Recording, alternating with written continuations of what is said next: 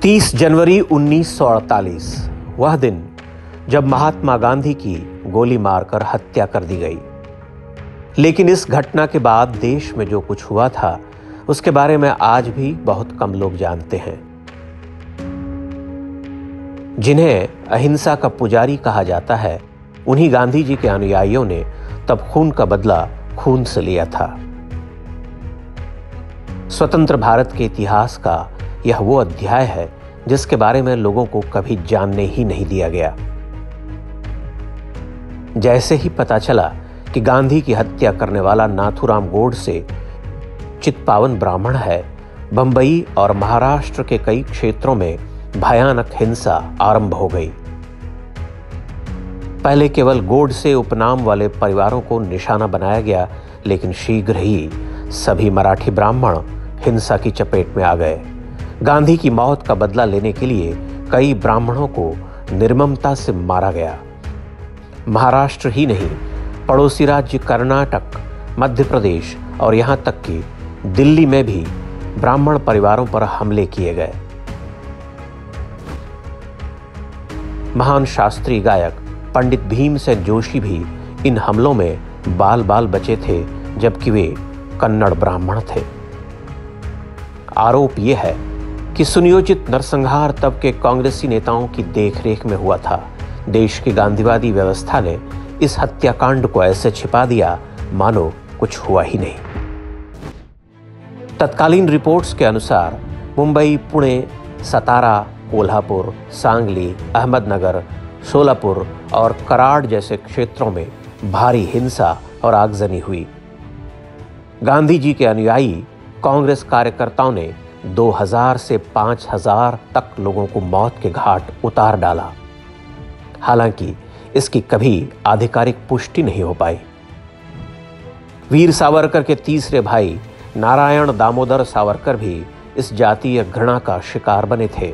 गांधीवादियों ने उन्हें मुंबई के शिवाजी पार्क में घेरकर ईंट पत्थरों से मार डाला था।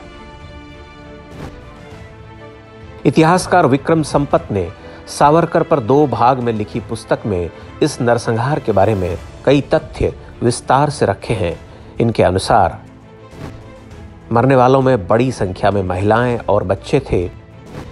20,000 के लगभग मकान और दुकानें जला दी गईं।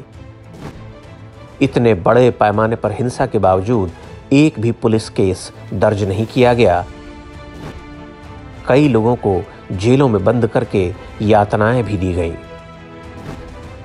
विक्रम संपत ने ब्राह्मण नरसंहार की तुलना वर्ष 1984 के सिख नरसंहार से की है, जब इंदिरा गांधी की हत्या के बाद दिल्ली के कांग्रेसी नेताओं ने निर्दोष सिखों से बदला लिया था। भारतीय राजस्व सेवा के अधिकारी रहे अरविंद कोल्हटकर ने भी 1948 के इस ब्राह्मण नरसंहार पर काम किया है। उन्होंने लिखा है कि तब मैं 5 साल का था। हम सातारा में रहा करते थे। जहां पर हमारा घर था वहां ज्यादातर गैर ब्राह्मण लोग ही रहा करते थे। यहाँ लोगों के बीच बहुत भाईचारा था, लेकिन उस हिंसा में हमारा परिवार भी बुरी तरह से शिकार बना। 1 फरवरी 1948 के दोपहर को हमारा घर और प्रिंटिंग प्रेस जला दिया गया। जबलपुर से छपने वाले हिंदी दैनिक उषा काल ने अपने 5 फरवरी 1948 के अंक में छापा कि महाराष्ट्र के सतारा जिले के 400 गांवों में हजारों ब्राह्मण परिवारों पर हमले हुए हैं। लगभग 1500 घर जलाने के समाचार हैं। सतारा के ही उड़तरे में एक कुलकर्णी ब्राह्मण परिवार की महिला और उनके पोते को घर में जीवित जला दिया गया। सातारा के ही पचगनी में एक स्कूल को आग लगा दी गई क्योंकि उसे चलाने वाला एक ब्राह्मण था। सांगली में एक कपड़ा मिल और टीबी अस्पताल जला दिया गया।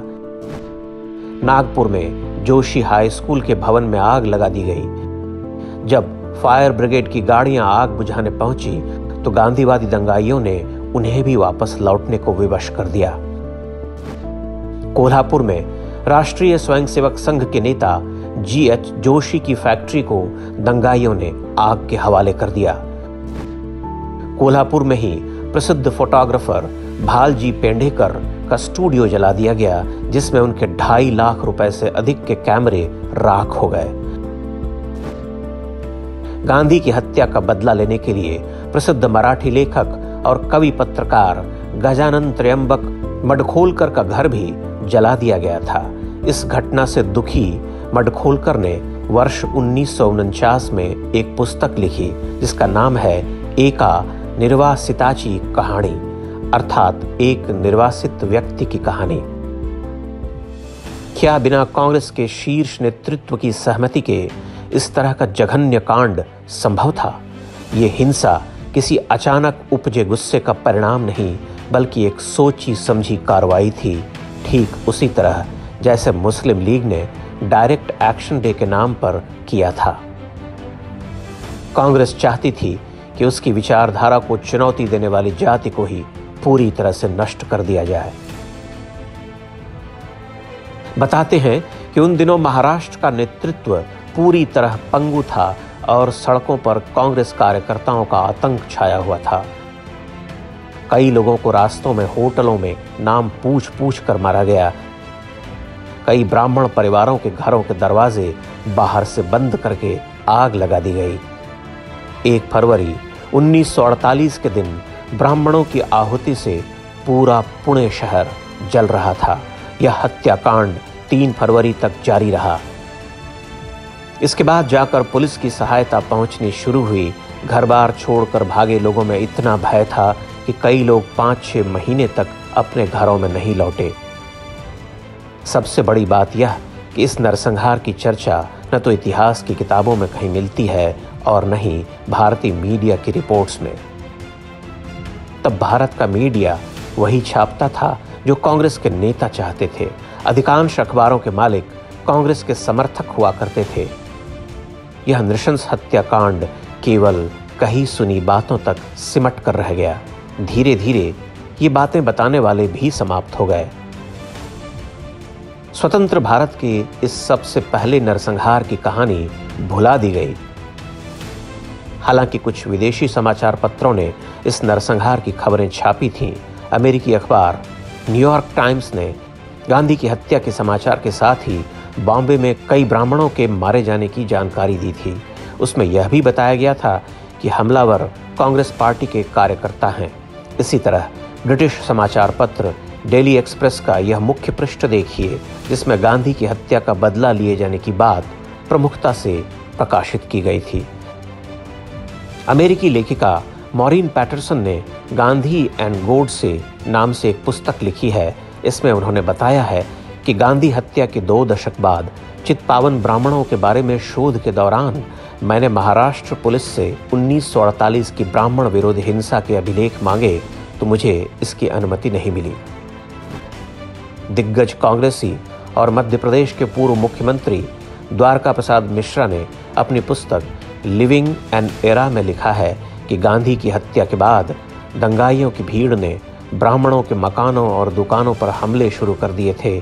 ढेरों घर जला दिए गए। यहाँ तक कि ब्राह्मणों द्वारा चलाए जा रहे शिक्षण संस्थानों को भी नहीं छोड़ा गया। अधिकांश दंगाई कांग्रेस पार्टी के कार्यकर्ता और पदाधिकारी थे। ब्राह्मणों का यह हत्याकांड गांधी और गांधीवाद पर सबसे बड़ा प्रश्न चिन्ह है।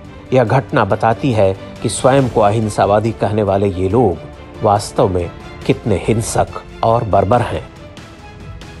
कोई भी समाज जब अपने इतिहास को भूल जाता है तो वह उसे दोहराने के लिए अभिशप्त होता है। यही कारण था कि वर्ष 1984 में जब इंदिरा गांधी की हत्या हुई तब भी कांग्रेसियों ने वही किया जिसका अभ्यास उन्होंने 1948 में ही कर लिया था। एक समाज के रूप में यह हमारी विफलता है कि सिखों के खून से नहाई कांग्रेस पार्टी आज भी पंजाब में सिखों की राजनीति करती है। ब्राह्मणों का समूल नाश करने का प्रयास करने वाली उसी कांग्रेस पार्टी के नेता आज स्वयं को पंडित और जनेऊधारी बताते हैं।